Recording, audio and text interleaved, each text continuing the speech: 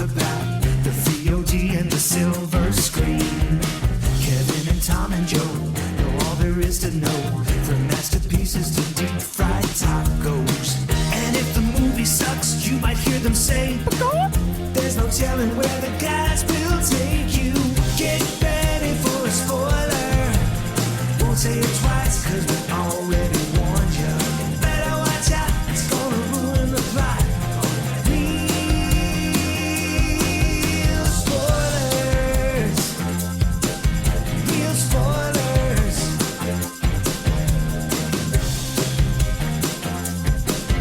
Real spoilers.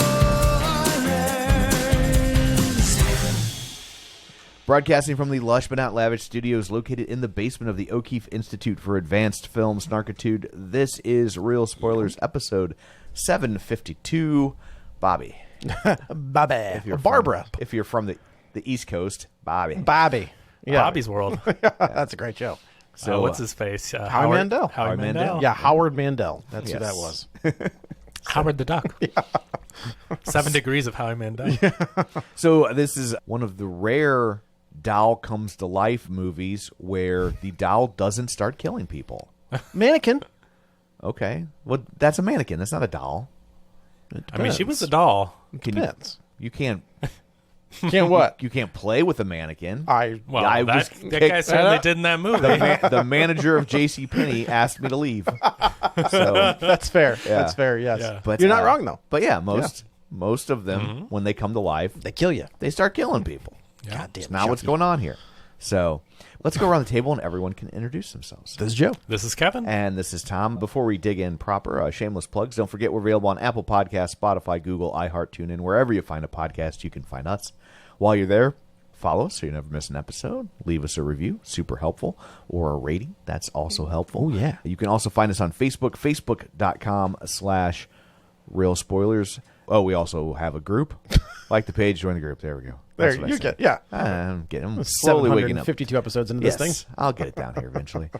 It's called the League of Show Sharers because we're hoping you'll share an episode. People who were kind enough to share an episode last week include Jason Weesey, Ralph Tribble, Chris Valls, Brendan McGuckin, Glenn Cougar Mellon Brewer, Gabriel Lugo, Travis Tewitt, Julianne Jordan, Brad Hyan, Chris Magic Man, Tom Dowdy, Phil Timon, Josh Rosen, Christopher Rex, Heather Sachs, Edit Photo Gamer, Cinema Recall, Dissect That Film, Invasion of the Remake, Colby Mack, David Rojas, Geek to Me Radio, Feel and Film, In Session Film, Spoiler Piece Theater, Ryan Terry, Nostalgia Cast, Ronnie Castle, Binge Movies, and Matt Naglia. Also, we have a Patreon, patreon.com/Real Spoilers, where for $5 a month you get all sorts of bonus content, and we like you extra. Yeah. And we just finished our, what did we do? Thor is recorded and done. Okay. Yeah. Awesome. Finally, don't forget you can watch all of these over there on the YouTube that's so we're not popular really with promoting the kids. that anymore. No, okay. Sorry, never mind.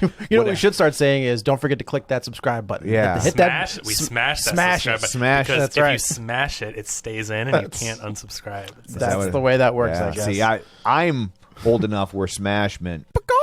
So, yes. when they say however you press that subscribe when they button, say we don't, smash the subscribe button, I'm like, whoa, Hey, man, you do you. not on my YouTube. I guess you channel. probably would. Not on my if YouTube channel. if I keep that counter I keep up 24/7 just on my monitor and that goes up by 1, doesn't matter to me. I don't care It's how like you do. Ghostbusters. He's like, we got one. Yeah, that's I right. do. I don't care Betty how we goes do off. it. And speaking of, thank you very much to Bethrin-RP2YN. Subscribed. Kevin better be happy. He is. Oh, okay. Very good. So- Very Is that good. one of your alt accounts? Yeah. Is that Ryan? No, it's Bethrin-RP2YN. That's so fair. That's thank fair. you very much. I'm trying to go through your family's name and move letters around. Well, hold on. That's pretty funny. Catherine is my wife and Ryan is my son. Bethrin R2YN. I'm just saying. Yeah, you may have Is this just a family account that I didn't know? You may have just divulged your own secret. Yes. No, thank you very much, Bethrin RP2YN. We appreciate it. Who's Thanks, not in any way, shape, or form related to Kevin. Yeah, thanks, Katie and Ryan. Yes. Well, I hope Katie isn't related to Kevin. I don't judge. I mean, I probably would. I would absolutely judge. I think we're allowed to judge that. It's one of the few think things so? left that you're allowed to be like, That's fair. Dude, that's messed up. Even in Missouri? Yeah, Well, we live in the blue we're in part. the blue. We're in Yeah. the blue circle. Yeah, so we're allowed to judge. Yeah. So, We're hoity-toity. yes. I guess let's dig in. So before we dig in, I want to talk about the audience that I had. Right. which was Packed. It was packed, Sold which is out. crazy, right? Like the Draft House has been open 6 months, Yeah. maybe. I've never gone to a movie there where it's sold The out. sold out one? I've never done it. I was shocked. I went to buy tickets Thursday or Wednesday, I went to buy tickets on Monday for Saturday. and it was Just- every screening. Every screening was not the kid friendly ones. There's ones that are Even like, okay, those. bring your kids and they'll do talkie talks or whatever. Oh, does Ben Shapiro edit out all the woke stuff for the kids? Is that what that is? But I was looking at Saturday and talk about it's not like, oh, it's on this one big screen. It's like, no, it's on 6 screens Yeah. and it's like one every 2 hours or whatever. And we're talking about sold out. So, and maybe 2 seats left or whatever. But just My screening was probably 80% full. and Okay. I saw it on Thursday at 3:00 in the That's afternoon. crazy. Right? I pulled a true Barbenheimer. Yeah, oh, did you really? Oh, you did? I saw Barbie at 3:00. Okay. I saw Oppenheimer at 6:00. And That's a day. And we had 40 minutes to eat our dinner. It's from the concession stand, which Yum. cost us $85 Cheapers, creepers. to feed 4 people at the concession stand. Oh, Yeah. well, at the Draft House, it'll be more than that. and you wonder why people don't go to the movies. Yeah. or even, I mean, But in the movie studio or theater's defense, the business model is set up in a way that they get almost no money. Of course. Yeah. So like No, it's not their fault. It's Yeah. just the fact is it is expensive to Yeah. go to the movies, and we go every week because we do it for the show. But most people go once or twice a year. Like Right. a lot Sure. of people go, It's and a it's a big big event. event, right? Yeah. If you spend $100 and something on all this stuff, okay, we're going to the movies. it's a big deal. I mean, Yeah. I bought. It was Ryan's birthday, so we took him to Barbie, and I got him. He wanted a icy or whatever. That's fine, large icy, $8.10. Gee. And 2 popcorns. So it's like No. yeah. Luckily, I Ticket? will say that the Draft House, they do give you, like, it's bottomless soda and bottomless popcorn. Yeah, but who wants to get up in the middle of the movie to go get a refill? I know it has to be Yeah. bottomless pee. Is That's the right. Well, I you was have like, to oh. put a urinal in each But seat. at the That's Draft what I House, did. you don't have I did to. it anyway. I made it through Oppenheimer. Did you really? Believe it or not, I was. How many times do you pee after Barbie? That's the question. I peed once as soon as it was done, Okay. and then I prevent- peed. And then a preventative Yeah. urination That's good. before Oppenheimer started. What did I do that where I flipped the movies and it You was saw them in the wrong order. it was Midsommar in the second Spider-Man movie, and I saw Midsommar first, and I just could not get into Spider-Man because my head was so off the rails. That's because, a movie that'll Yeah, live in Your your head was off the. Oh, never mind. That's a different that's movie. Hereditary. Never mind. I was like, but I remember like sitting there during Spider-Man, just being like, I know I like this movie, but god damn yeah, it, that's it's tough. like That probably is the way to do it, because some people are like, oh, because you can uplift, after seeing the whatever. But it's Nope. like, but if you can't stop thinking about the one that really affects you, that's Actually, I couldn't stop thinking about Barbie. There's a lot to unpack in this there's a movie. lot. Oh, for And sure, I think for it's a sure. really smart. It's very, very, very smart. Hot take: I like Barbie better. Oh, interesting. Yeah, Why? I mean, Okay. we'll save it Barbie's- for our Oppenheimer Yeah. episode. Yeah. But I liked but it. Barbie's got to be that's the more populous movie, like entertainment wise. Yeah. But that's okay. So that's my question, right? This audience, right? So it's mostly couples. It's a bunch of. It's very. I don't think. But mostly couples. You saw the Alamo. I did. If you went to my Marcus screening, Yeah. it's mostly kids and families, Groups and- of women. Yeah, I mean this is a true 4-quadrant hit. That's Yes, why this that's- thing. It was estimated to open. Well, to, I would say 3 quadrant because I would think I don't think older. I don't men. I mean I don't know. I mean look. They're doing. No, they're as doing a it for man, the. I like this movie. They're doing Like, it for same. the Oppenheimer, the Barbenheimer Yeah. thing. I'm telling you, they captured men. Yeah. It may not be as much as like a Mission Impossible, but I will tell you what, there was a surprising amount of men. There were 2 and I was one of them. I think I had a large 3 number because of Brian men. went. But Because the couples movie, and then also if you look on social media, people with Barbenheimer T-shirts, like this thing has taken off. We are going to see studios try to replicate this, and you just can't because it was organic. Yeah. And So they're that's going to try to pit. It's Craven and what's the other one? There's some like a good movie and then Craven come out, and they're going to try to do it, and it's going to be dumb. Bottoms. I Yeah. don't know. There's No, but I mean, there's like a Nolan-esque. There's a good movie, and then there's like Craven, like a big movie. and they're gonna try to do it. We're gonna see it time, and it's gonna fail Every single time. This just was so, but it was projected a month ago to open to 55 to 85 million, and then the updated projections the week before were 130 to 155. Golly. I don't That's- think that's because of Oppenheimer, though. I think that's because Word of their mouth started going. projections have been crap coming out of the pandemic. They've been really bad, and I think that they were. And I think there's a lot of people going to see Barbie that don't go to the movies as frequently that weren't getting scooped up in those estimates. I think if anything, Oppenheimer got a bump off of Barbie more than Barbie got a bump off of Oppenheimer. But it's not just, I mean, there are so many factors. You can't necessarily even track them all. But I don't mean that just because of Oppenheimer and double features. I mean, that was their marketing for Barbie. Like, all that stuff boosted. It's Oh, it's you not mean just this? You mean like free the publicity. It's when you are go on Twitter or Facebook and people are wearing Barbenheimer t-shirts, even if you would never see Oppenheimer, you're now seeing your friends in a pink t-shirt and making My a kids deal wanted of to it. see Barbie, and when I was like, well, I'm going to go see Oppenheimer later, then they were like, we'll go to Oppenheimer. That's like so they only went to interesting. Oppenheimer because we were going to do Oh, Barbie right and on. then Oppenheimer. If I had saw Oppenheimer on a different day, They'd never wanna see they that. wouldn't have gone. So it's just like, this is such an organic and amazing thing to see, and you know, in a time where the studios are unraveling with rightfully so, because they're not paying people that deserve it. Like, this is their chance. If they want to be the good guys, and theaters are booming right now, They don't. But they're screwing themselves over. I want to call out the two douchebags that were sitting next to me. So if anybody's listening to this in St. Louis, you were at the 6:30 screening of Barbie at the Draft House.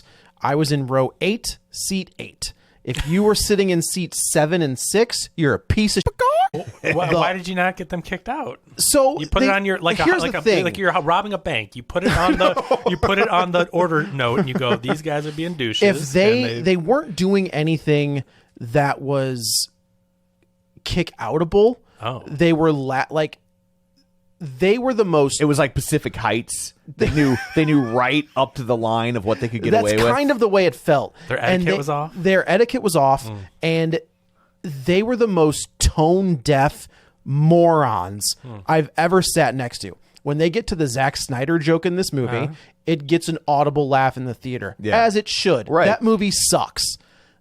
But it's a smart joke. It's too. a very smart I'm joke. so glad someone actually called them out on the love. Like, It's a very, very. But these two, I knew we were in trouble. And it's a joke that I don't know that the average film goer is getting. At Alamo Draft House, yes, but like that joke was for a very specific sort of that person. joke is for the people. When online. these two jamokes next to me go, hey, I actually kind of like that. That's a good movie. I was like, oh, you fucking idiots.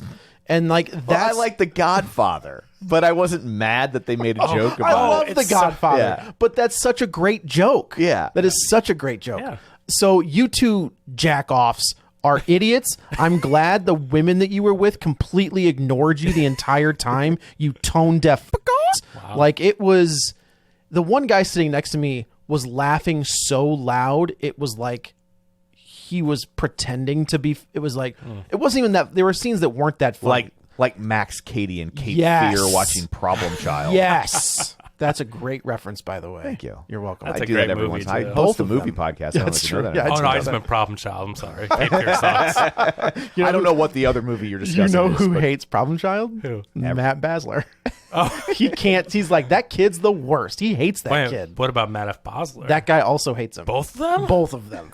Equally. But Wonder how they feel about each other. Oh, they love each other. Oh, that's nice. This is probably one of the most, which is crazy to say, one of the most original movies I've seen in a long time. I mean, it isn't. based Isn't. based off a property. Lego Movie was probably one of the most original. That's true. It's Lego Movie meets the Brady Bunch movie, written by Betty Friedan. Yeah. And Okay. and so I don't think its premise is all that original. Not to It's- knock the film, but Right, it's right. just No, but I would agree with- original yeah, wise. but it's the prism through which they're telling the story Yes. that's original. Yes. I mean, they right? cast President Business in the movie as President Business. Yeah. That's true. In the Lego movie, he's Right. the bad. Like, I mean, That's a good point. To use him even was a little bit like On the nose. because I'm like, Yeah. he already did that in a movie that is Right. like it's like playing I'm a Barbie girl in the middle. Like, Right. you know, they did a change up on it at the end credits, but like you Which expect is it. funny considering that Mattel sued Right. Aqua And for then- releasing that song and lost, and now they're Did like, they really?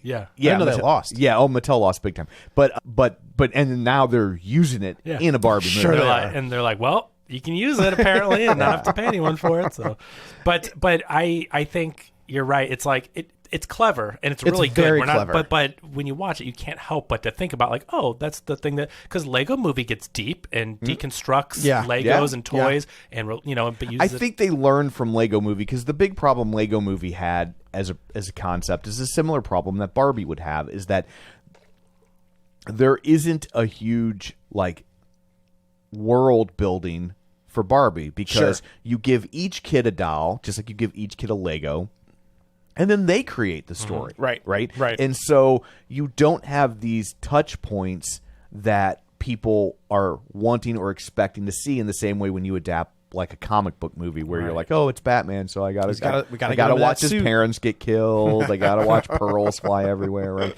You don't have that with Barbies, just like you don't have that with Legos. And it's always been the problem with adapting toys instead of like a comic book or a Man, TV show. That Masters of the Universe movie. Yeah, like It's like, oh boy, that's bad. but at least Masters of the Universe, like that toy was created with a narrative in mind. That's fair. Right? That's true. And there was a TV show, a companion TV show that went along with it. Right. Now I know that Barbie has had lots of direct-to-video releases Oh over man, here. I remember at Blockbuster. Yeah. we would get those all the time, and those little, they would rent like Right. crazy. But I don't know crazy. that they ever really entered the pop culture zeitgeist in the same way that like those movies. You mean? yeah, and I would agree Oh with yeah, that. I've never seen a Barbie yeah cartoon. and I mean, now, granted, we're not the demo. no, fair. But they didn't ever transcend to like these aren't just. For I know little- Barbie's best friend does this, and I know that Barbie really hates pickles or whatever. Like, there's Right. Yeah, you don't have anything like that to play with. Right, so right. really, all you can play with is the notion of you play with them. And you make up your own world Right. with them. But this movie's great, no doubt. Yeah, it is. Absolutely. I think Yeah. it's fantastic. I think that it, like we've talked about in similar things to Little Mermaid, with people being able to see themselves on screen, I think it's important. And some certain people are describing it as woke, which just means not white and not straight. Yeah, Yeah, Like, that there's no- like- that word means nothing It anymore. just because you see people that look different than white straight people on screen doesn't mean it's forced and doesn't mean But- it's. I mean, it's like these are people that exist in the world, and Yeah. now we're seeing them. But also, they're, I mean, fighting the patriarchy. Like, that's a thing that is happening right now. Like, it is. well, it's, the irony is, as four guys or three guys talk there's- about Barbie. there's three guys talking about feminism. Here we go. We'll explain it to you, ladies. Yeah, but mansplain it. we're allies, But- we're not jerks. at the end of the day, this movie, I think its message is about moderation. Yeah. Because Oh, sure. Because Barbie Land is just as destructive for Kens as the real world is for Barbies It's just or the- women. it's It was the flip- yeah, opposite. it's the of flip side. that's Yeah, exactly the whole- difference is that one of those worlds doesn't really exist, Right. So, like, you can't view it through the prism of like, well, see, it's bad on both ends, because the other end is a bunch of make-em-ups. Yeah, right. right, Like, that's right. not a real place. The other end exists, Right. Because the real world is so off balance, and the Right. whole point of Barbie and the message behind it isn't just to sell cute toys; it's to make women feel empowered and to know they can be a doctor, a lawyer, or whatever, And Yeah, but then you get, which I like that a lot, is the Margot Robbie she's like the stereotypical Barbie. Right. And what I mean by that is she's what you think of She's Barbie. her right? character's blonde. called stereotypical Barbie. Yes, which I think is great. She Like, is I love the Barbie. I They love say that it. that's her name. When you say Barbie, she's the one you think of. Right. And then you've got Sasha, who is it's America Ferrara, right? That's who that. Yeah, that's, Who's okay. the MVP of this movie? I think she's great. She is great. and she doesn't I have a love lot. America She doesn't have a lot to Ferrara. do. watched- but I think she's great when she's on I've screen. watched every episode of Ugly Betty. I Never love seen that it. show Doesn't so she much. have? good? Isn't there another? It's really I've never seen it. Yeah. Superstore. Yeah, I never she watched on that? Superstore. Watched a couple episodes of that. I mean, it was pretty funny. Yeah, but I loved Ugly Betty. I Watched loved her every- in this dramatic role, though, and that speech she gives. Both- That all bring of them. down Also, the- don't forget how good she was in Sisterhood of the Traveling Pants. Never seen it. The first one's really Is good. that Blake Lively? She in there? Yeah, the second one is trash. But the first, because they tried to combine the last two books into one movie, because those from what I morons. understand, they had America Ferrera signed to a 2-picture deal, and then Ugly Betty came out, her stock shot up, she didn't want to make them, and so they basically forced her to make the second one, and they knew they'd never get her for a third. Oh, okay. And so it just felt really rushed and weird, and like all the characters were split off and away from each other. In the second one. In the first one, it's all about them kind of interacting. In the second one, they're all have their own. You can tell America Ferrera only saw the other cast members for like 2 days of shooting. What was the one with all the? Was it Now and Then? They kind of sound. Was it kind of like that? Was that Yeah, the one where like I think you so. get like when they're kids and then when they're adults? Yeah, it's like Demi Moore and Rosie O'Donnell. and then I think was that the one where it's the little girl is Thora Birch. Is that what it is? I mean, I was thinking there's one where it's damn it, the Wednesday. Oh, Christina Ricci. She's in a movie like that where she plays someone's Yeah. famous younger counterpart. Anyway, Yeah. Barbie. Yes, I just think it is a very deep movie. It is. But hidden in this veneer. I can't believe Mattel let them make do this it. movie. I agree which with is you. why it's so successful. Yeah. Whoever greenlit that, whoever finally said yes, They you can do this. rolled it. That was a big dice roll. It was a big dice roll. I was gonna say they had balls. Well, that was probably a dude. We know the way the world works. Well, we saw the movie. Yeah, right. That dude had balls. Whoever said yes, you can do this with our property, because it tackles the complexity of Barbie as an IP. Yeah, with Sasha, right? Head With on. The daughter. good and the bad. The good and the bad, ugly, because everything. on the one hand, Barbie is trying to empower girls, but on the other hand, Barbie can be pretty problematic in that, She's gone through so many the changes. feet and how her proportions are ridiculous if you extrapolate them to the real world. Right. Like there's But didn't they change her? They did a few years ago, I right? think 10 or 15 years ago. They made her boobs smaller than they used to And be, made her to make her more realistically Normal looking. configured. Yeah, But that speech, that teardown speech the daughter gives. Yeah. I mean, it's cutting and it's 100% truth. Absolutely. Yeah. And they let her, that is the scene that the CEO, a male from Mattel, flew to set to tell them they can't do that scene because he read really? the script. And Greta Gerwig had the actors perform it live in front of him and say, this is important, and got it to stay in the movie. But he didn't want them, tearing down Barbie and all the negative things. Which I understand, but at the same time, it's like, you know what people Of are course, saying. A lot of businesses know things I guess that that's try true. to hide them. That's that's fair. the whole point. But that's a you good know? point. I think part of the reason the movie is such a hit is because there are a lot of people, girls, women, who played with Barbies, and maybe now they look back on it and go, yeah, Barbie's a little icky. They don't necessarily, but there are also lots of women who played with Barbies and absolutely love them. And so it's both of those things are true. Yes. And so for this movie to You address take the good, you take the bad, the facts of life.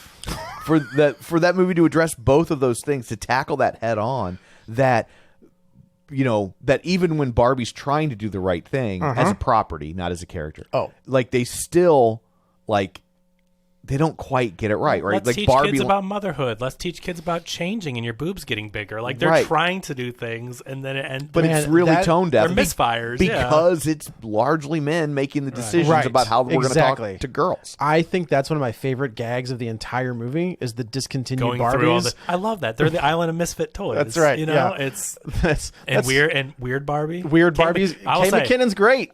Kate McKinnon got a little too oversaturated when she was hot. And, Yeah. when she was in every movie and and on SNL every week, she got a little too much. But when she popped up in this, I was like, oh yeah, I miss her because we had a little time to. Yeah. We didn't see her. She's. that much. She's taken a pretty big break. Yeah. From leaving SNL. But I think it was smart because when I was like, she is great in this movie. Yeah, she's And fantastic. I had missed her. I realized she is so good. It's just her shtick got a little wearing on me oversaturation. Yes. That's all. Yeah. I think, and Helen Mirren as our narrator, I think Oh, was yes. also great. So good. One of my favorite jokes of the movie is when, Casting Margot Robbie to make oh this my point. God, she goes, Yeah. that's a great It's a joke. great joke. What is? I think Because this she's movie's breaking down, self-aware. right? Yeah. Like this, which But goes, the movie's even ripping on its own complexity, right? Right, It's right, I'm right. telling you this message, but I'm putting it in a package that at the same time completely undermines the message I'm giving you. One of the most beautiful women on the planet Earth. You got it. You got to give it to Greta Gerwig, and Noah Baumbach also wrote this movie with her.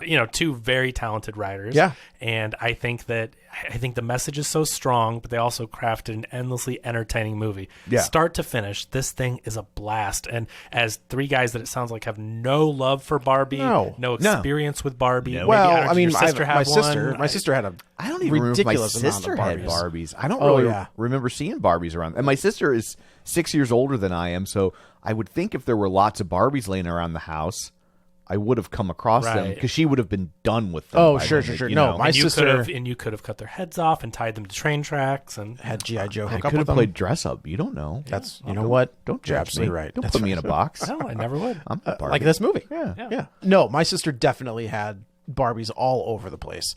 Like But so we have- Corvettes and all that. But other than that exposure, we didn't have any love for the property. And I mean, they did this is the one this reminds me of is Dora the Explorer. Yeah. That is Dora the what?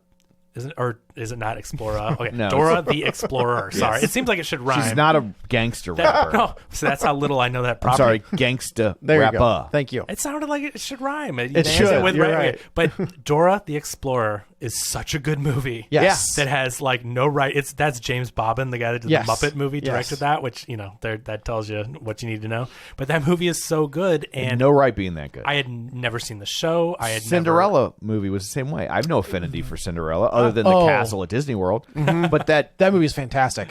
that Cinderella live action movie is probably the second best of their live action You're right. movies. I think you're absolutely So right. it's amazing when someone can take a property that seems so not niche but specifically targeted, Right. and turn it into what is at least close to a 4-quadrant hit that everyone can enjoy. I mean, if it's not a 4-quadrant hit, it's only because People won't give it a chance. Yes. You know There's what going to I be mean? a Like, lot of men out there that would never go I see would this never. I movie. would never have seen this movie. I would never have probably. Well, Crystal wanted to see it, so I would never fight that. I'd be like, sure, That's you go true. to. Leanne did want to see that it. woman has sat through like 7 Monkeys concerts, so she wants me to go see Barbie. I'd go see Barbie. Fine. but You're if you don't go to things that your wife wants to go to, not you, but if you don't go to things your partner wants to go to, you're dumb because guaranteed they're doing a lot of for you. right. Also, And- you're probably going to get laid later. Right. Yeah. Do the message word to the wise. Do nice things for your partner. Maybe selfless things. That's good. Yeah. Be a good partner. But you might get surprised. And I don't mean after the movie. I mean, Oh, you might right. get surprised during the movie because you go to things like Dora the Explorer. Now, when me and Brad saw that movie in that theater full of Dude, kids. when I had to go see Magic Mike, and I was just like the only one there, I was like, oh god. But you see, you take a chance. You see, this podcast has made us see things that we would not normally Yes, see in for sure. theaters. Yes. And we're surprised. And this is 100% one of those. And with the creatives involved, I had a feeling it would be right. For like, sure. This isn't as far of a stretch just because it's Greta Gerwig. And So that her name is not a draw for me. I think what's the one with Saoirse Ronan, Lady Bird. which I think is fantastic, Yeah, right? But if you tell me, hey, there's a new Greta Gerwig movie, I'm like, okay. Yeah. I didn't really care for Little Women. well, I just don't like those period piece kind Same. of movies. Oh, okay. They just Same. don't typically resonate for me. And Noah Baumbach is another one where I was like, I appreciate his skill, but it's not like I'm gonna rush out and see one of his movies. What has he done off the top of you? He just did. We just covered something that he did. Well, he just did White Noise on Netflix, which I was not a fan of. And Greta Gerwig was in it. She's the I thought he had done lead. something else that we covered that I was just like, God, this Did is he not- do The Squid and the Whale? I think he did. Yeah, And he did. He's not quite mumblecore, but he's like He's Mumblecore adjacent. He's mumblecore adjacent. Yeah, It's he's that pretty close. type of. Margot at the Wedding. No. Something that I've never heard of. The Meyerowitz stories. Oh yeah, that's Oh, he did Marriage Story. I like Marriage Oh, Story. Marriage Story is Marriage pretty good. Story was good. Marriage Story is And he phenomenal. co-wrote Fantastic Mr. Fox and Life Aquatic. So with yeah, Steve. he's a Wes Anderson. So I I re- liked I- Fantastic Mr. I Fox. rest my case. I did not like. Well, I don't like any other. I love Wes Anderson movies, but that's right. Did you like Asteroid City? So it came out on digital. I started watching it. I didn't get a chance to finish yet. Love what I've seen so far. Okay. I just love Wes Anderson movies. It's With a side of ugh. I love it. With Wes Anderson, you know exactly what you expect. That's true. If it's not your thing, but he's going to deliver if you want Wes Anderson. If you know want to, what I mean? yeah, it's like Quentin Tarantino. I mean, he's like Quentin Tarantino. It's kind of the same thing. Where it's like I don't you know think what he's you're, as pop, but you're right. You know, know what you're gonna get. You do, exactly. right. Man, I just rewatched Django the other day. So good. So good. I think that's one of his best, really. I think that Django's so whole run good. from like Inglourious Glorious Bastards Bastards, yeah. on is good stuff. I think this is interesting. Just Noah Baumbach on the Wikipedia talks about films that influenced him. Yeah. Considering he's this art house guy, right? Yeah. The Jerk, Animal House, Heaven Can Wait, World According to Garp, E.T., Invasion of the Body Snatchers. That's an interesting group. There's some Steve Martin in there. Yeah. Okay.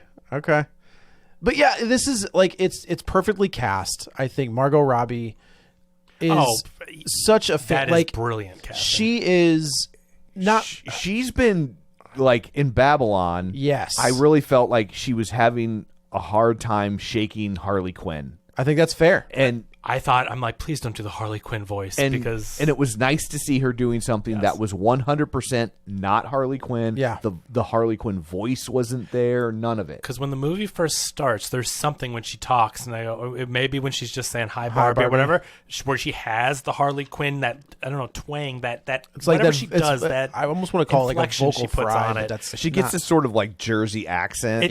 Right, Yeah. and so she does at the beginning, and I go, "Oh my god, she's Jeff Bridges after Crazy Heart." Like she is Harley. Her American accent is Harley Quinn. Oh, and you in think, this movie, you think Jeff Bridges picked up that accent after Crazy Heart? yeah, Oh, I thought it was The Big Lebowski. No, he's because more Big Lebowski, chill he's and more that- stoner guy. which was Jeff Bridges for a while. Yeah, but then he gets with Crazy Heart, he gets Dark Colonel. Yeah, you're right. going on, You're and totally then it right. never goes away. Yeah, he kept doing it. that and True Grit, and then every single movie, even that amazing Iron Man. What was the modern western that we all love?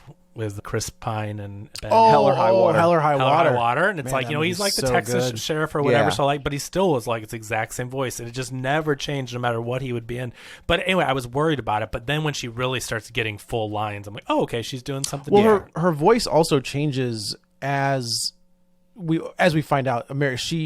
Every Barbie in Barbie Land is affected differently by how they are played within the real world, right? So Kate McKinnon is weird Barbie because the kid that played with her played too hard, would like cut her hair off and make crazy faces. She's always doing the splits, which I think was a hilarious little gag. When she's got her leg up on the wall, she is so good in this movie. That's another line that I like. Everybody's like, yeah, we call her weird Barbie behind her back And to her face. Yeah. And then we're sorry for calling you that to your To face and behind your back. Yeah, like I think the best line in the whole movie was, and it's like a little throwaway line, but I also feel like it's the kind of line that I don't know, I feel like could only be written by a woman. Okay. When they're in the car chase and the mom's driving and the daughter's like, "Where did you learn to drive like this?" And America Ferrera gets this kind of far away, horned up look in her eye when she's like, "There was this guy," and I was just like, doesn't she make a comment about it being?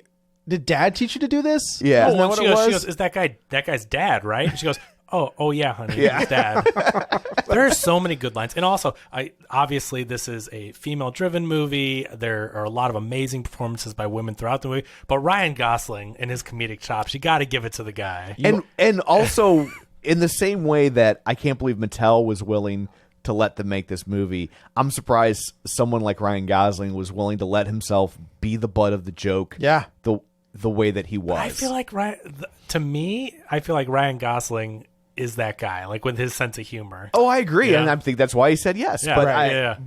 but that's also that's a big risk to take with your career. Do you think? I wonder. The only thing I can think of is one. Obviously, he's already rich and famous, but two, like he's Ryan Gosling. There's only a few people could do that, and it's like You for that role to work, it needs to be an established known actor. Yeah. You Yes. can't just get like I was it thinking works Zac Efron because- was the only name that like maybe could pull that off. Who's that? Zac Efron. Yeah, Like, I can see has that. ability to be like that kind of Yeah. yeah. But like Simu Liu was great in the movie, but he couldn't have been that character. It wouldn't have worked No, the he's same. great, and I love that guy. But it Channing has- Tatum, I think. Oh, could- definitely. Channing Tatum could do Yeah. it. I Definitely, mean, he's yeah. another. Yeah, I could see that. But the Ken stuff was great, and also the things I can't believe Mattel signed off on is the downtake of Ken and how worthless they are, and how they only exist for Barbie, and they have nothing going on. Like they knock on Ken over and over, which is so true because it's like really they do. Ken's just another. Yeah. He's just a thing. He's another accessory to Barbie in the That's same exactly way it. the Malibu Dreamhouse is. Right. Like he is there to show that Barbie has a boyfriend, and that's Right. That's it. Like, what is your profession? Beach. Yeah. And then when he gets to the I mean, there's so many great scenes when he gets to the real world and he's trying to get a job with the lifeguard. He's like, oh no, I can't swim, and I can't save anyone. And he's like, well, I can't give you a job. Like, he's like, he can't do it, and he runs away. He's like, no, I can't do it. I can't even teach here. He kicks the sand out of the it's way. It's so funny, all his performances. But yeah, I mean, this is a really, really fun and funny movie. Yeah, but it's also, like I said, it's biting, and it's very satirical, and it does, so basically the premise is our stereotypical Barbie starts to break down, kind of. So she takes her shoes off for the first time and her feet go flat. And I do love that everybody is just like actively throwing up, but there's no liquids anywhere. Well, right. She takes a shower. There's no water. Right. She takes a drink of milk, and there's nothing. nothing. It's the glass that has the two liquids, so it looks like the liquids moving. Which I think is great. And I like the meta nature where they're like, oh, come over to my house later. We're having a dance party with full choreography, and then it just cuts, and they're doing a choreographed dance. Like, the movie is so self-aware of its silly nature and how people play with Barbies. Right. I mean, when she floats down from the dream house, because no one makes them. Helen Mirren says no one unlocks the door and has them go down the stairs. Just pull them out of the side. She floats down. Pull them That's exactly out of the how you house. play. So the Barbies move like kids play with them, which I think is really relatable, and it's fun. It's fun to watch. Very much and so. all their little sparkles and that are like animated that come into the That last dance scene with the Kens versus the Kens is pretty great. That's like something out of West Side Story. I thought the same thing. I was amazing. like, these mother.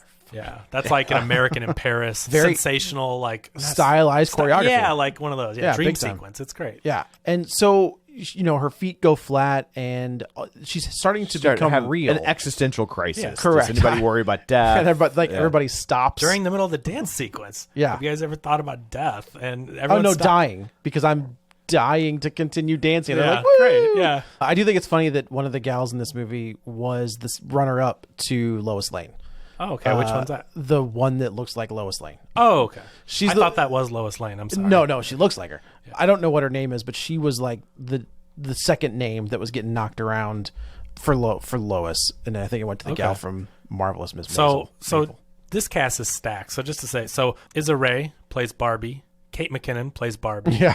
Alexandra Shipp plays Barbie. Emma McKay, Barbie. I think it's Emma McKay.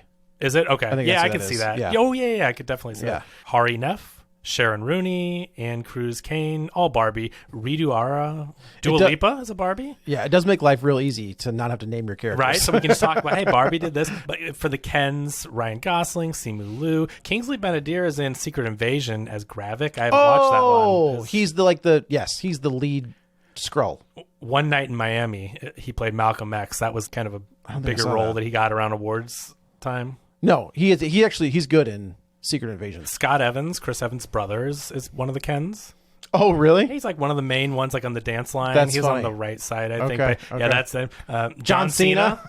And then who could forget Michael Cera as Alan? I think so. is that a That's a real doll. Yeah. Okay. And like they made a non-Ken. Like they were like, I think they were trying to level up Ken, and probably the thought process was maybe we can get boys to play with these. But Alan was Ken's friend, and the selling point and they reference this in the movie is a little throwaway line. Yes, they do. But the selling point for Alan was that he could wear all of Ken's clothes.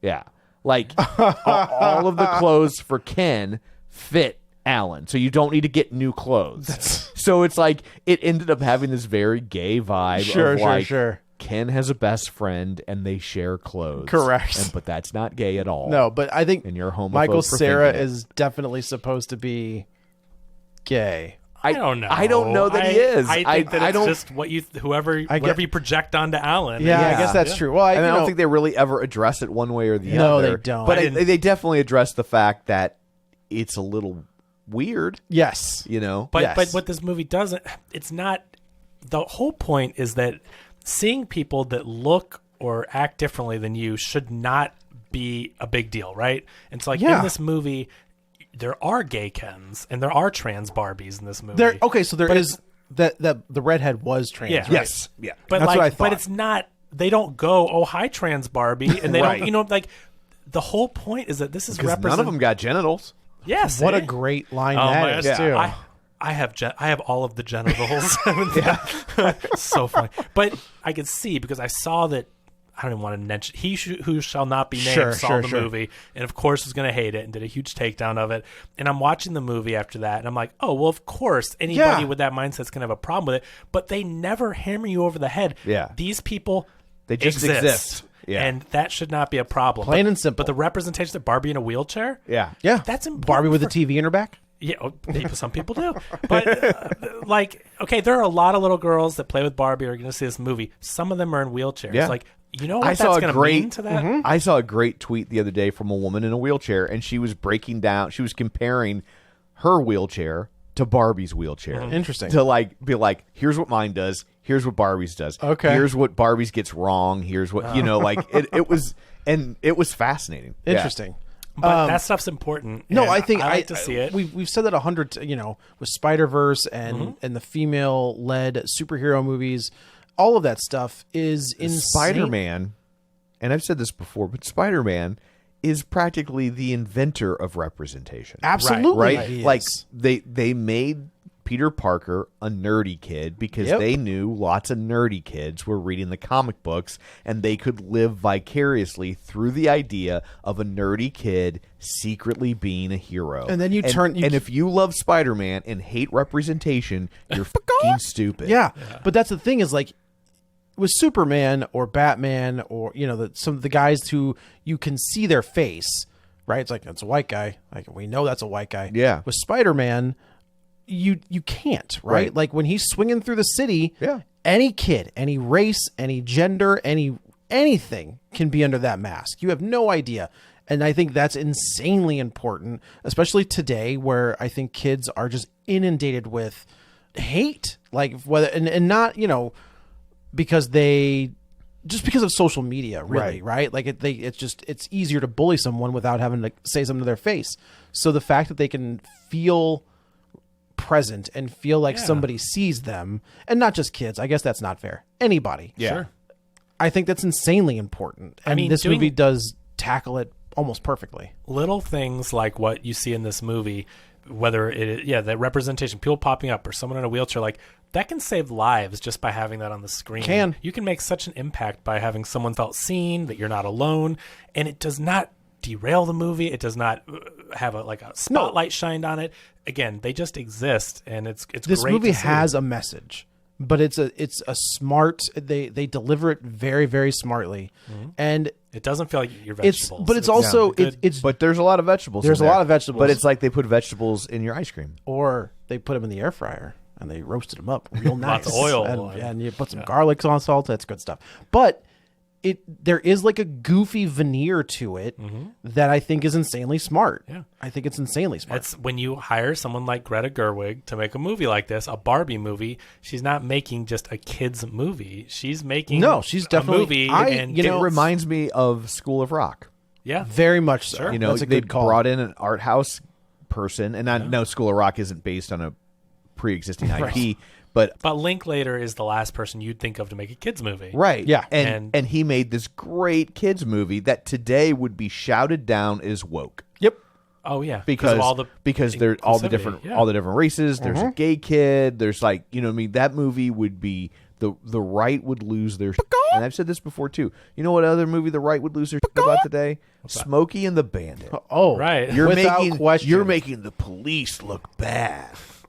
Right? Like that's all you would hear. They'd hate they police. love that movie because they fell in love with it before they were told they should hate it. Right. And so it's grandfathered because it's in. it's a great movie. It's a great movie. Yes. Yeah. But yeah, so this one, so Barbie starts, like I said, her feet drop flat. which is so funny with them all looking at her feet and everything. They start, like I said, start throwing up. Yeah. Acting like, but then she goes to see Weird Barbie, which is Kate McKinnon, and she like Weird Barbie lifts up like Margot Robbie's skirt. Oh, boy. And she, I know, but she's got cellulite on her leg, and she was like, oh, well, this is what's happening. Like, And the whole thing, the joke, the callback that revolves around cellulite, like it's such a huge deal. And then, good luck on your journey so that you won't get cellulite. cellulite. It's all on a It's all banner. written on like, the it's banner, just- yeah. Those kind of clever jokes are so great. But we find out that basically what's happening is the person that is playing with stereotypical Barbie in the real world is projecting their feelings onto the Barbie, and this The barrier between both is universes starting is to breaking break, down. right? So they go Margot Robbie gets in her car and she starts to drive away. But who pops up in the back is, of course, Ken, played by Ryan Gosling. Oh, and I do want to say real quick before we move on, what Kate McKinnon, kudos to the writing again, she goes, don't think too hard about it. Yeah. She does that twice in that scene. That's right, Of how that's right. you travel. How is this going to work? Yeah, How is this going to happen? Yeah, and how do I get there? And you take this, that, or whatever. And I love it. Then she goes, again, don't think too hard about it. Like, how do I get back? You just do everything in reverse. Yeah. I was like, that's fantastic. and that comes back a couple of times. Like, again, the writing is so good. Yes, it is. It's very, very good.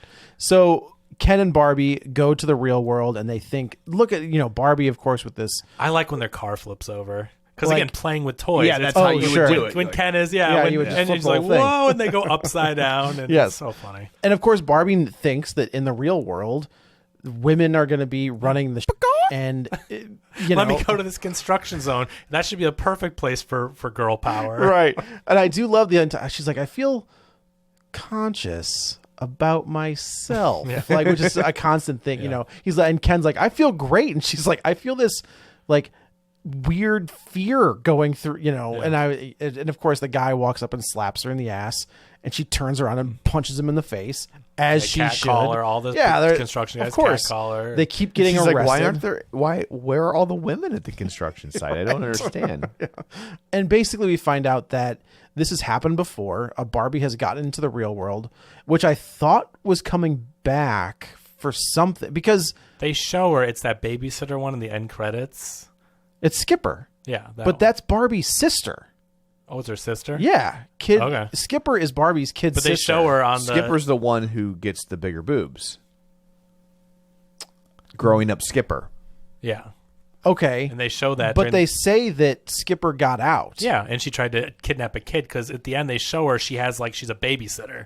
So her intention was to go to the real world and find kids to babysit, but they mistook that as her trying to kidnap kids. I thought that, like, I kept thinking that, like, Skipper got away and Skipper was in the real world and we were going to see. I think I presume they resolved that issue. I just thought I was like, But you thought she was going to be there. and yeah, come- but it's again, Skipper is Barbie's sister. So I was like, it'd be a weird moment where Barbie doesn't reference her sister had gone missing for however long. Yeah, she has, like, the only reason, again, had a sister who's 3 years younger. It's like, my sister is like prime age of like peak where like I'm peak Ninja Turtles. Right. She's peak Barbie. And that kid had everything. But I think she had like two other sisters, but Skipper was one of the sisters. But they make a joke to it, and then I love at the end you see all the different types of Barbies and everything. Yeah. So Barbie gets to Mattel.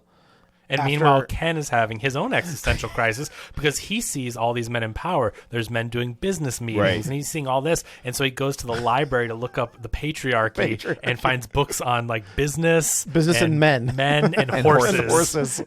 I do also like that scene at the whatever like that complex is when the three guys are doing a business deal and the girl walks over to give him something. He's like, "Not now, Samantha."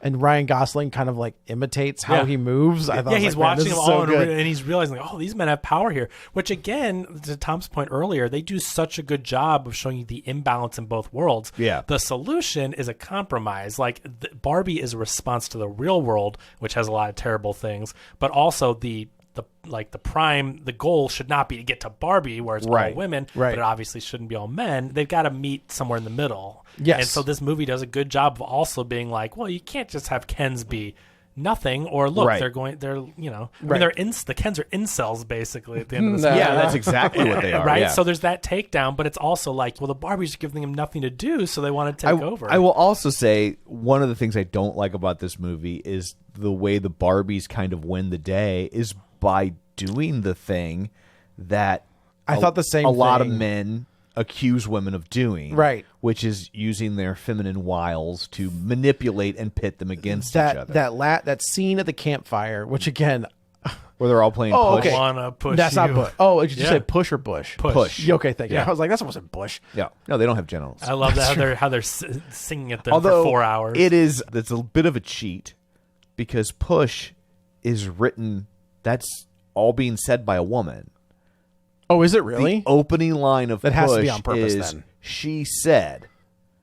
That's true. Like that is the opening line of that song. So everything that comes after in that song is being said by a woman. That's got to be on purpose. Now, But yeah. Now that being said, it is also not crazy that every one of those men would completely misunderstand that song. Totally true. Right? So, Totally true. But that song is technically supposed to be from the point of view of a woman. That's funny. Although it was written by a man. By a dude. I'm thinking that's why it was chosen. Tweedledee and Tweedledum sitting next to me started singing the song. And I was like, you have missed the point. that's good sir. exactly how I felt. I'm like, you They're the ones morons. that were probably going to sing it to their girlfriends after the... But that is, I did think the same thing, is when they're all singing the song and then the Barbies kind of like, hold on one second. And they go, the rivalry between Simu, right? That's his name. And Ryan Gosling is that they're both competing for the attention of Margot Robbie. And Margot Robbie plays into that and plays them against each other, which causes the Ken war, which means they can't vote. But the end of the day, though, before the end of the movie where they're purposely trying to gain power back because they've had it all taken away, Barbie Land becomes Kendom. But the whole movie, Barbie isn't manipulating the Kens. No. She isn't trying to do anything. She doesn't care. She's Barbie. It's all about every night is girls' night. Right. Can I stay at your house tonight? Why? No, this is my house. That's It's a great girls' line. night. Well, it's the same way that so often men treat society, right? Like that it's just like, well, this is just how the way the way the world works. Yeah, so it's a great takedown, but I like that where it's like, it's not the Barbies being like, oh, all men are awful, whatever. It's like, but in this world that was created as the mirror world of the real world, it's like, it's to give the Barbies empowerment and it's girls' night every night and all this. And so, Ken gets down about that. And then as he sees more and more, he's like, oh my gosh, Kens can do something. But he goes to the polar opposite. He becomes, he takes over, becomes the cool bro. He takes over Barbie's house. Yeah. Yeah. And then I do like where they rename it basically something ridiculous like the dojo house. the dojo, He took the the dojo Mojo Casa house. Right. Go get me a brewski beer. Everything, they're so dumb. But they go back to the real world and they're like, these things are selling like hotcakes. Right. I also love the fact that the Barbies have no defenses because None. they've never dealt with men like this. Right, and so they right, just right. completely acquiesce to They're like, their okay. misplaced So confidence. What happens basically is that America Ferrara ends up having to rescue Barbie from she Mattel. used to play Barbies with her daughter, the one that gives that really good takedown speech. She in the cafeteria when Barbie goes to her. But come to find out that those were like they might have even been America Ferrara's Barbies that she passed down. But they used to play Barbies together. Right. And then we see that the high schooler, grows up. She has a big box for Goodwill, and America Ferrara plucks one stereotypical Barbie out, and that is she's been playing with her to reminisce about old times. She's been drawing the existential crisis Barbie the or Cellulite Barbie. Cellulite Barbie. Yeah. So everything that Margot Robbie thought was coming from the teenage daughter, we find out was actually coming from America and Ferrara. it's like they never show the mom's face, which I think you can put it together pretty quickly. But especially when she gets to the school and it's like, well, she clearly is not the one playing with Barbies. Right. It's it's her mom. Right. I do like that other kid where she's like, oh no, don't talk to Sasha. Nobody talks to Sasha. You don't want to. I like that girl who goes, I love Barbies, and they all look at her. And she goes, oh, no, never mind. So America Ferrara ends up rescuing Barbie. Barbie takes America Ferrara back to Barbie Land, and this is what, like you were saying, Kevin, all of the Barbies have now been brainwashed by the patriarchy. So America Ferrara gives this speech, and it snaps one of the Barbies out of the trance she was in. Did your audiences stand up and cheer America Ferrara? That speech you have to know great. is so important. There were for a definitely, woman. you could see, no, because I'm at the draft house, right? And mostly, except for bag were number they? one and They were bag, probably like, they were like, oh. they were like, but you there could were people see cheering in my audience. That speech, her performance was phenomenal. The writing, which I'm guessing comes from Greta Gerwig, part was phenomenal. Right. That was such a good moment and important because even as a man, you can recognize that they have to deal with constantly. And that it felt so true. And Katie next to me is like, as a woman, as a mom, because it's her whole thing about that speech is how you never do anything right. You're a woman. You're expected to be one way. You're expected to be a mom, but don't talk too much about your kids. It's so hard to do the perfect thing and be everything to everybody, and it was amazing. Yeah, and she would give speech. that like different versions of that speech and would snap these Barbies out of the trance they were in.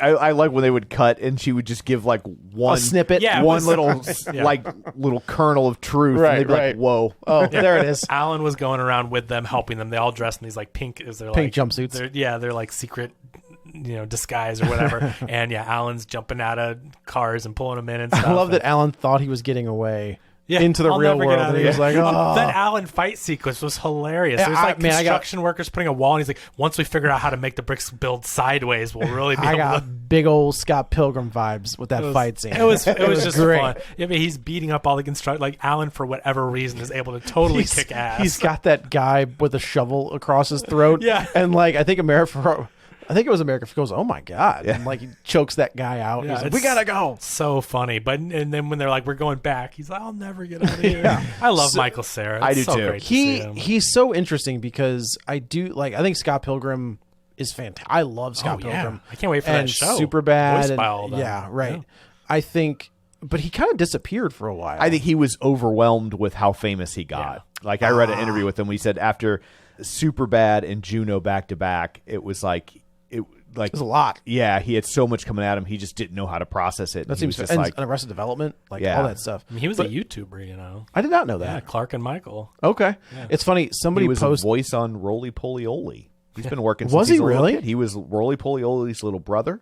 He was also plays a young Sam Rockwell in Confessions of a Dangerous Mind. Oh, the interesting. Yeah, that's a Chuck great- that's a good Barris, movie. directed by George Clooney, which Yeah. is a great movie. You should. But yeah, he plays. So he's been working forever. That's funny. Clark Duke. Clark Duke. Is yeah. Clark and Michael. It was their YouTube series before he Okay. was in Superbad and all that. Like they did that and they carried on for a little bit and they both got so famous. But that's a really funny. They did skits. They were like Lonely Island did skits Oh, before they sure, were on sure, SNL. sure. They were YouTubers. Somebody made this. This TikTok kind of went viral where it's Michael Cera and Jonah Hill giving an interview and like the little like lettering is like Jonah Hill shows his true colors in interview. Yeah. And he's going through this whole thing and then they pan to the interviewer and I was like, Edgar Wright. Like this isn't real. Like this Yeah. isn't a real interview. This is all fake. Like if you don't know, I mean, Yeah. you wouldn't know who he was, but Right. I was like, this is not real. Sometimes they do those things where like a director will interview their own actors for interviews and stuff. It might have been some publicity for a movie. But it was Jonah Hill being a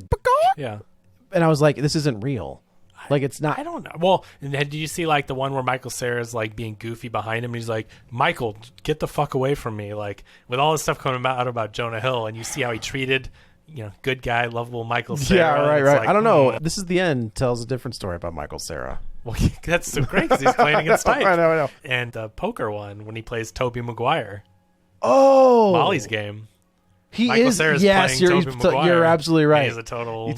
Yeah. It's Yes. great that when he did show up the past decade, he was playing against Type to do something different. Which Right, was really right. Cool. Yeah, so they bring America Ferrera back. They bring all the Barbies back, and there's the Kens are going to vote on the Constitution of Barbie to change the Constitution. We should say that Will Ferrell and his executives of Mattel, Yes. right? Like it is very meta where when they go to Mattel and they go into the boardroom meeting and then they say like, "Oh, this happened with Skipper," and there's some funny things. The whole board of Mattel is all men, and they're all obviously very clueless and trying to tell what little girls will want to play with. Right. But they're chasing them, and they're half-wits, and they can't do anything. They bring in Barbie. Barbie's like, I'm going to go to the bathroom, and she evades them. That scene I thought was really funny with the cubicles. So and that they're it's a scene jumping. like that makes this movie just feel weird enough. Yeah, and for kids. Yes. It was silly. Yes. That was the kid thing, which was very entertaining and silly, but they're so horrible. But they're chasing them, and they're trying to get to Barbie Land, so eventually they'll get there just for the end of the, Right. They're not, nothing happens. They don't, No. obviously don't recapture. Well, they're gonna we're gonna do this, and they're like, look at the sales. He's like, never mind. Yeah.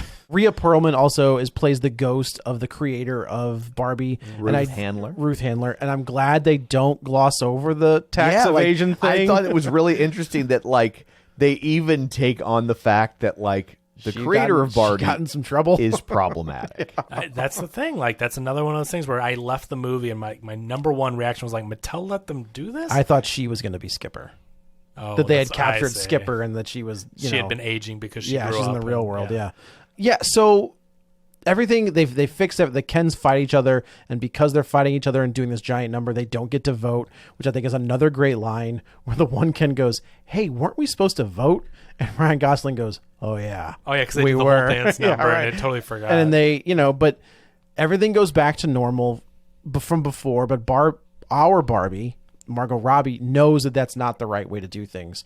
So they kind of have this. She has this moment with Ken where she's like, "You just got to find Ken. You got to find the real you," and that allows the Kens to feel important enough, right? That they don't have to just be the thing that Barbie looks at just once or twice. I think they said someday, like someday. Well, they joke and they're like, "Can we have some seats on the Supreme Court?" And the president was like, "No." They said you can be like a junior. You can have you can search a lower circuit court. They were like, "All right." But at the end, they're like, and maybe someday Kens will have as much power as women do in the real world. Right. Like saying, right. like, it's going to take some time, but maybe eventually we'll get there. Correct. Because the goal is to bring to the middle, everybody to the middle. To the middle. Yeah. And then Rhea Perlman shows back up, and this is where our Barbie. That was Lynn Shay.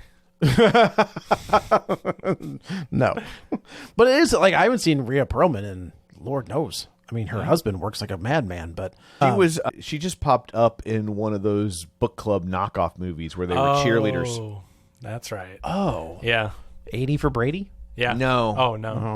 I didn't see 80 I for have no Brady. idea. Perhaps But she one was of in those. it, It was. but it was one where they're like on a nursing home and they decide to With start. Diane Keaton. Yeah, I think she was in it. And they Yeah, decided to start a okay. cheerleading. Was Sally team. Field there? I know she's in some of those. You'd remember. I think she was in that one. You'd remember. I would remember. So basically, our Barbie says, "I want to get out of here. I want to be real."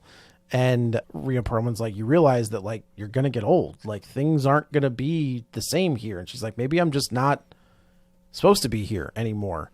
And this scene, like it got me, right? Like it now that I'm a dad, anything that has to do with like kids being kids and growing up, it hits me in the every time, and I can't help myself but cry. Yeah. So like I'm just sitting there, and I've got these two jackholes next to me. What's this dude doing?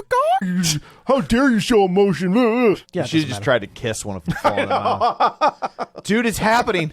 It's happening. Barbie's making me gay. We gotta go, man. Reach into my popcorn bucket. Sounds like you had a couple of bankies. Because Banky figures it out. That's true, though. Right? That's fair. That's a good point. A couple of Bankies. Oh, the movie was called Palms. Oh. Diane Keaton, Jackie Weaver, Pam Grier. Okay. That's an interesting group. See, that didn't get the 4 quadrant. That's not. There's a couple. I don't think it got a 1 quadrant. There were a couple of really good scenes. The other one is that scene on the bench where Barbie first goes to the real world and sees the older women woman aging. Mm-hmm. So that is costume designer Anne Roth. And Greta Gerwig says, "I love that scene so much." The older It's woman. another one they wanted her to take out. Yeah. It's a cul-de-sac. Why? They were just like, oh, it tightens up the movie. It doesn't really move the plot forward. Oh. And she's just like, no, this is the whole point of the movie. They said, well, you could just cut it and actually the story would move on just the same. And I said, if I cut the scene, I don't know what this movie is about.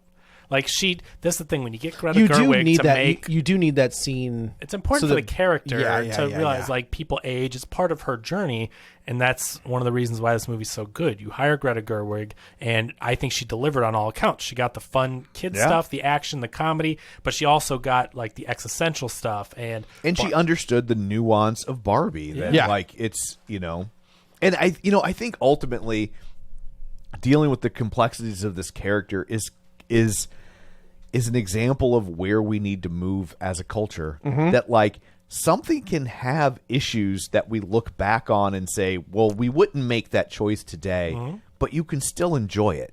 Yeah. Like that's okay. Like it's, 16 Candles, it's got some very problematic scenes, but it also has some empowering scenes and some funny scenes. And so it's like, it just wasn't the way we thought at the time. And at the time, they could have had a really big impact. Yeah. Even if they weren't perfect, those could go on to influence people. I mean, there have been films throughout history that is a different mindset. Look at the comedies of the early 2000s. Well, like with 16 Candles, I remember one of the things people talking about, and I think it was Siskel and Ebert specifically, the scene in the car with Farmer Ted and Molly Ringwald.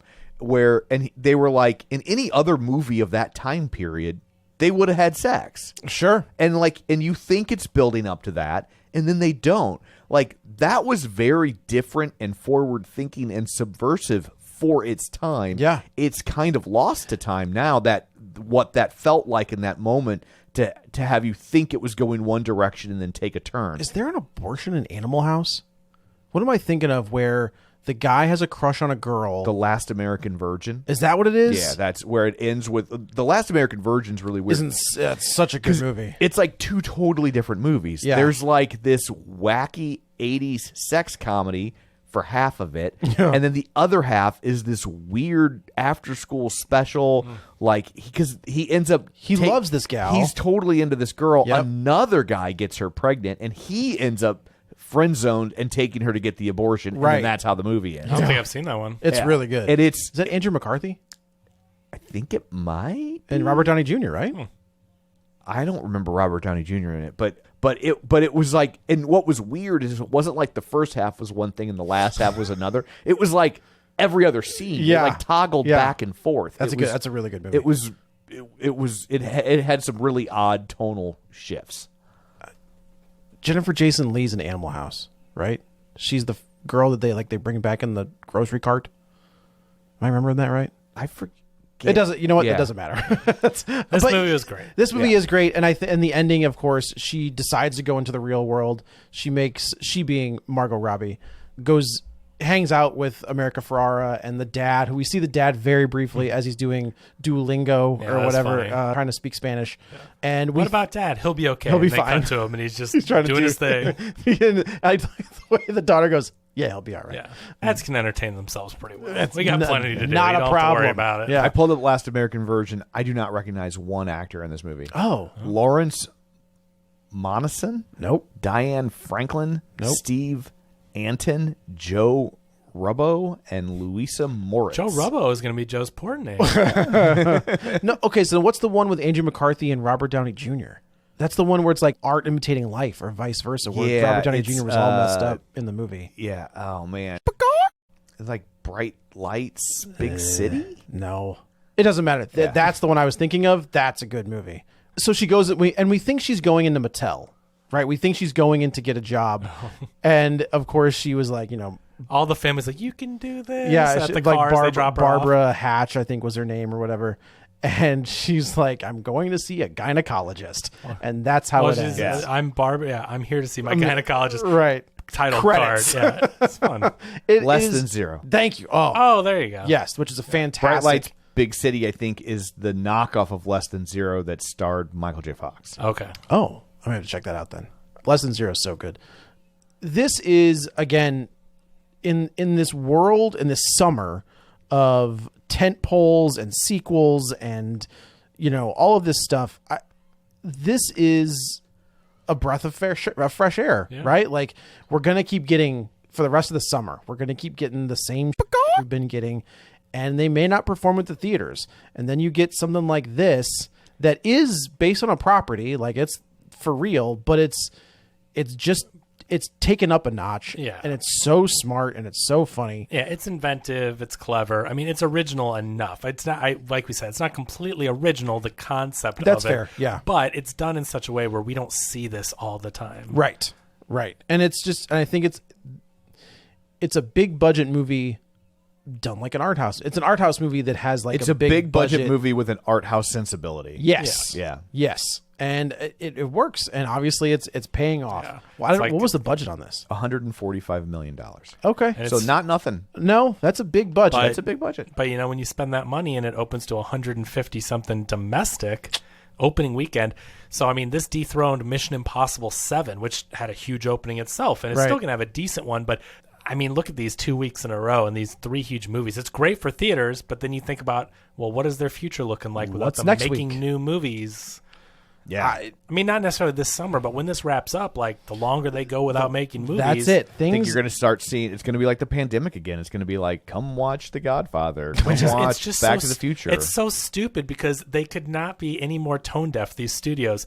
Movies are back, and they're doing this. Yeah. Like, how short-sighted. It's because they're too greedy. They're yeah. greedy. See, All of them. There's two things. One, they're greedy. But two, they don't know what the business model is anymore. That's I think true. they're scared to death to cut a deal because they don't understand what the business model is. Streaming, everybody's signing up for streaming, but how do you continue to make money that way? Like that's difficult. And then fewer people are going to the movies. Yep. Like it's not like it used to be. Nope. And these big, huge movies that if the pandemic had never happened, Mission Impossible 7 would already probably have $500 million. Oh, sure. Sure. And people now, like, they just don't go to the movies every week like they used to. They know it will be on Paramount Plus. that's You've what I'm got saying. them out of the habit, and they're just like, I'll wait 30 days. Yeah. But that's why the deals have to be based on streaming. The main thing they're asking for is, and these companies are reporting record profits. I know there's a lot of competition, whatever, but they're making record profits, and everyone is watching streaming. So they have to have deals on streaming. It can't be deals on just theater residuals. That's the whole problem. It's like a band selling a record. Right, like that's the only way I could describe. Yeah. Compare it. It's like a stream. band. They need money from Spotify, not just from. Not even that, but records. that's true. Yeah. But what I mean is like the band, an artist for a band. I'll just take a single artist, right? They get paid, or they would make more money the more albums they sold. But when you've got, let's take Timothy Olyphant for example. Somebody watches Justified. Should be a residual when there's like, okay, Justified season 1 episodes 1 through 6 have been watched 30 billion times. Right. That's probably not true. He doesn't but see any residuals from that. he might see $40, right? Like it's. I don't think he does. Is the problem? Well, I think because streaming wasn't built into their contract. For Oh, it. sure. That's why he does. That's the whole fight. This is the problem they always have with new technologies. This is the problem they had when DVDs hit, Right. And and then before that VHS, that it's like they don't bake, because I mean they don't know how. One, you can't envision what the next thing is going to be. Sure. But But what studios I are don't get- focusing on streaming because they know it's not in the contracts. Right. Like they are shady. We talk about the stuff that Okay, corporations but what do. I don't understand, and I'm not to argue, but what I don't understand is like when they make that movie, like whatever that Disney sci-fi thing was that they pulled after 5 weeks. Yeah. How does that save them money if they're not paying them residuals? I think I have no idea. There's some people, not the actors, but I think the creatives get points or something. Yeah. There's some, but they get to take the tax write-off. If they don't Yeah. air it, they write the whole thing off. So it's more about them taking a lump sum $150 million tax write-off than paying them $10 a week or whatever. It's like they want the movie written off. There's going to come a point. I know that people are just like the AI and yada yada yada and likenesses, and it's like I don't disagree that there's going to come a point where AI is going to start writing scripts. That's going to happen They're gonna try. at some point. There were positions out there for people to edit, like redraft AI content. Oh, really? They wanted to hire writers to fix AI, so they're not having to do the whole God. thing. But you're like probably like an hourly guy to fix AI scripts. But you're not going to be able to use George Clooney's likeness. You can't do that. Like, Unless so he you're licenses it. unless he licenses, which I don't think I would don't ever think happen. anybody that no is like current actor would be like, no, go ahead, you can use my face. Okay, but so their they're- estates might. that's the true. problem. And then all of a sudden now you got a new John Wayne movie. No, that would be the craziest thing. if they can't get working actors currently, they are going to. Or go you to get the- some weird, like, let's take George Clooney's face. You know, your new Batman is a weird combination of Clooney, Kilmer, Keaton, and West. And they're just put together Bruce in Willis AI. did it for that Russian cell phone commercial. Yeah. He did. They had him like in an action scene, like Bruce Willis would do a movie, but it was just a deep fake. He wasn't there. They filmed it. They put Bruce Willis's likeness on the guy, and he was like tied up, and a bomb was going to go off. or Oh, whatever. that's crazy. Yeah, I mean, but now we know he probably took that because For a reason. he couldn't Right. work as much. But it's happened. I mean, look at Christopher Reeve's estate signed off on Christopher Reeve's. That's true. In the Flash, Yeah. and it's like if the estates want to if they throw him a ton of money, and it's like, well, I mean, it's just. Comes We've out of got nowhere. It's 2025, and I'm he had- watching a new John Wayne movie. I mean, 30 years ago you had Fred Astaire dancing with the Dirt Dan- Devil. That's true. Or Tom and Jerry. You had John Wayne, I think it was in a Coors commercial. Oh, you may have. You're right. Yeah. So we'll see how it goes. But there the you go. longer this goes on, I mean, they're going to try to do everything they can to not pay these people. But it's like, It's horrible. But- How do you think you're making this money? Yeah, and that's ultimately what mystifies me. Is it's just like, okay, but then if there's no money to be made for the creators, then they're just going to go get, quote unquote real jobs, and who's going to create for you? Or they're going to go. These writers are going to go write a book. Well, or they're going to go A24 is still making movies. Yeah. You know why? because they're paying Because people. they met all the Because they demands. met the demands. So it's like So a little if- studio can do it. If a movie making, and I mentioned this on the radio the other day, I'm like, if a studio that's making a $5 million movie can afford to do it, why can't a studio that's making a $500 million movie afford to do it? Agreed. That's the only answer. My favorite part of these idiots is that they're doing interviews. Like, what are you doing? Yeah. Because nobody's gonna take your side. Yeah. Like when Bob Iger's like, well, whatever. They're just unreasonable. Oh, yeah, It's I'm having my super yacht built, by the way. Right. Shut up, dude. So Anyway, There I you guess that's it for this one. Let's go around the table, and everyone can say where to find them. this is Joe. You can follow me on the Twitter at JoeyButts, BUTTS21, also on Letterboxd at the same. This is Kevin. Follow me on Twitter at KevinRBrackett. This is Tom. Follow me on Twitter at Roger Kubert or on Facebook at facebook.com/Tom O'Keefe. Find the show online at facebook.com/Real Spoilers. While you're there, don't forget to like the page, join the group, and of course, check out our Patreon at patreon.com/Real Spoilers. That's it for this one. Don't worry, next week will be Oppenheimer. So Say we did Barbenheimer. We did Barbenheimer, the 2-week yeah. Barbenheimer special. needed a break. So until then, Eve regains her popularity. Get ready for a spoiler. Won't say it twice, cause we already